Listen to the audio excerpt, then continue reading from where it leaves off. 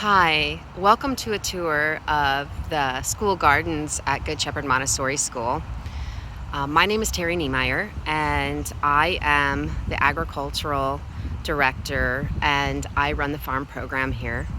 And I'm going to take you on a quick tour of the grounds, and hopefully tell you a little bit more about what we do. So I've been a farmer for about 25 years in the community, and I have always had an educational component to my farming. But about 3 years ago, I brought my farm enterprise to the city on the grounds here of Good Shepherd Montessori School in the hopes of having greater access to the community. And the reason being is because agriculture is so directly related to environmental health, well, all health. It just is totally interconnected. We can't talk about soil health without including all other kinds of health: personal, air quality, water quality. And of course, we know these issues are super important in the future of, well, the children here and you as well, all of us. So it is my work not only to work with Good Shepherd Montessori School, but to begin training teachers and farmers to work together to create this kind of education on all school landscapes and really on all farms too. My dream is that every farm is a school and every school has a farm, either on its grounds or in partnership with a local farmer. Maria Montessori was a forward thinker in that way. She believed that the adolescent, which is 7th, 8th, and 9th grade students, are best developed on a farm because those are the years that they're actually finding themselves and trying to decide what their passion in life is. And the farm has every occupation possible, from scientist to construction worker, and it includes every subject: writing, math, social studies, everything. So what Maria Montessori said is locate the adolescent on a farm and allow them to learn all their lessons through the work of a farm and to really start honing in on their passion in life, and then take it deeper as they move forward in their education. So we've always had a natural relationship, Bertrand Farm and Good Shepherd Montessori School. But let me show you the farm. So we have areas on the farm that are annual production, which is simply goes from life cycle. The whole life cycle is one season, from seed to seed. And then we have a section of the garden based on permaculture design that's what we call a food forest. And if you look at this, it might look unruly to you, but a keen eye can see lots of food going on here. The idea is that if we can mimic nature, we can most aggressively draw down carbon and nitrogen, atmospheric carbon and nitrogen, by simply installing designs that over time take care of themselves, but also produce an abundance in calories and energy. So this does need a little, every year we have to, work on getting some of the unintended weeds out, but everything is, dying down now too, although this rhubarb plant right here is looking pretty beautiful still.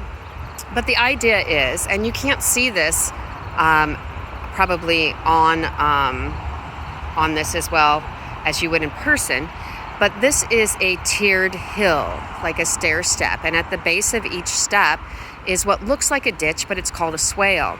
And the idea is that when it rains, the water goes into those swales, and unlike a ditch, it holds the water and allows it to percolate, to draw down into the ground over time, rather than run off and go into the, ultimately into the wastewater system of South Bend, which we know wreaks havoc on our waterways as it warms and picks up pollution on the way. But so holding water on the ground is a huge environmental practice, but also a huge agricultural practice. So what a food forest does is it can create food systems that are actually drawing down more carbon than releasing. And if you're familiar with agriculture at all, it actually is known to be the number one contributor of greenhouse gases, which we know are linked to global warming and climate change. So whenever we can use perennials, trees and bushes, and we can stack them in height, we can actually harvest the sun and through photosynthesis draw down more atmospheric nitrogen and carbon, all the while producing abundant food sources for the local community. Because again, transportation is a big part of that equation when we talk about food and the carbon footprint. Also, a big research area in the Midwest is a season extension. How do we naturally create a longer season of food production without putting any fossil fuel energy into it? Hoop houses are at the heart of that. And what a hoop house is, it looks like a greenhouse, but it really relies on the warmth of the sun. And it doesn't have any fossil fuel input for energy. Solar, we're using solar, of course, to automate them and to make them more efficient. And by the way, that's a rain garden at the base of this hill on the landscape. So we're capturing the water coming down the hill in this rain garden, covering it with pollinators to attract bees especially, which are responsible for one bite of, or every third bite of food that you take in. Over here you can see a trellised area. Whenever we're working in a concentrated area, we have to learn to grow up. And so many plants started with vines. Getting back to the heirloom varieties, we add flavor and we also add the ability to grow a lot more food in a condensed area, as urban gardening needs to do. That actually is a compost pile, which we have situated around the property. So when we talk about sustainability, we talk about conservation, we talk about environmental stewardship, we talk about our own personal conservation in situating things close to the work. So these compost piles are situated around the property in proximity to where they'll be most used so that we can most efficiently also take care of ourselves and eliminate as much manual labor as possible. So you're seeing a lot of color here. This is a rain garden that actually those three trellises or those three stair steps that have the swales on the base, when they overflow, they will empty into this rain garden. And hopefully a rain garden is like a suppressed, or I should say it's about a foot deep, so it's dug down and planted with really deep rooting plants. And they're typically tall on top and deep on underneath the soil for the reason of drawing down water and holding it on our property. So as we walk by the food forest, you're going to hear probably a lot of traffic noise because we're on Eddy Street. You can see the school in the background. We also try to concentrate on native plantings where possible because they still do the best in any given area. They haven't been great for bulk production agriculturally, a lot of them, but they still produce a lot of great food and grow well in our soil, which doesn't change that much over a few hundred years. But just giving you a look at the gardens. I'm going to cross over to the other side. This side, we're concentrating a little more on annual production. Those things like tomatoes and peppers and cucumbers, things that come and go in one season. And there again, you'll see another compost pile. So this is just a big square outlined in straw that we build up as we fill the middle. We allow that to break down, and that's how we make our own fertilizer. Our barnyard right now consists of chickens and a duck. We're expanding this. But kids love livestock, and livestock is an important part of the farm. It's no secret that animals will eat and poop out nitrogen faster than we can compost it or any other way that we can try to develop it through through natural systems. We have vermiculture, so we grow worms, and we use them for eating our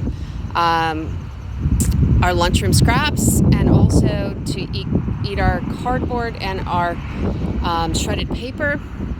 We have a special rabbit called a Flemish giant rabbit that we breed and not so much train. Well, we do potty train them and then also socialize them as our livestock breeding project.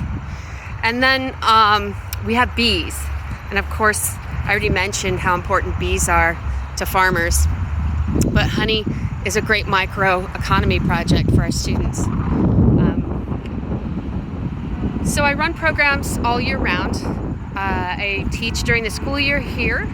I work with college students from all the area colleges, and that's why this was such a great move for me, because it brings greater access to our CSA program for the community families, as well as more accessibility to our local colleges for internships. And essentially, beginner farmers are part of our internship program, as well as education students, people who are passionate about bringing this information, hands-on education to the classroom, and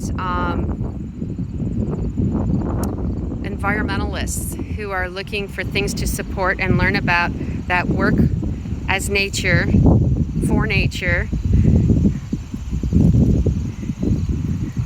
So I teach a couple of backyard gardening classes in the summer. Of course, this summer has been very different, but I'm hopeful to be bringing that back on this spring.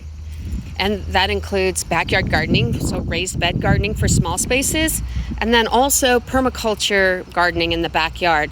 Permaculture is a area of, it's a concept that is grounded in 3 ethics: care for the earth, care for the people, and share the surplus.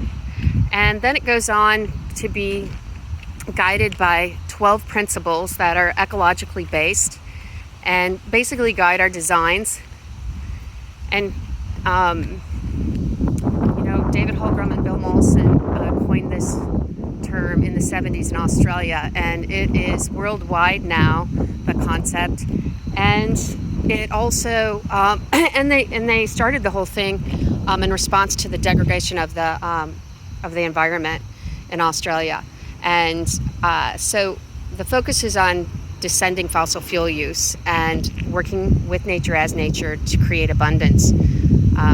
And sometimes it looks unruly. We've got a new spot right here that we're working on. We just planted last spring a sugar bush, which are sugar maple trees. And thinking about the future is a big part of permaculture. So we realize why we're planting these. Imagine 7th and 8th graders planting for their children. But that's what we think about when we do this, because certainly this is a long-term commitment, while we still are, gaining a yield from our short-term commitment. And that's what permaculture is about. Thinking about the future, thinking about the people, and sharing the surplus. So I welcome you as I finish this walk around the school. This is a really pretty section coming up. We try to use edible plantings in all our landscaping at this point. Working with the different areas that we have. And and I should show you those Flemish giants, because they're pretty fun. We have one right now. We're looking for a new breeding. This was our root crop section, which we're finishing up. And there's a small seed starting hoop house. Our bunny barn, we call it, which is holding our tools close to where they're needed. And we'll finish with a hello to our Flemish giant, whose name is Pancake. This is our rabbit breeding area. So I welcome you to get involved in this. If not here, anywhere in your own backyard is a great place. And I hope I can see you in the future on the grounds, where you can get a little more feel for the property. But so good to be with you today, and have a great class. And I'm I'll be with you in person, I think, too. So I welcome your questions.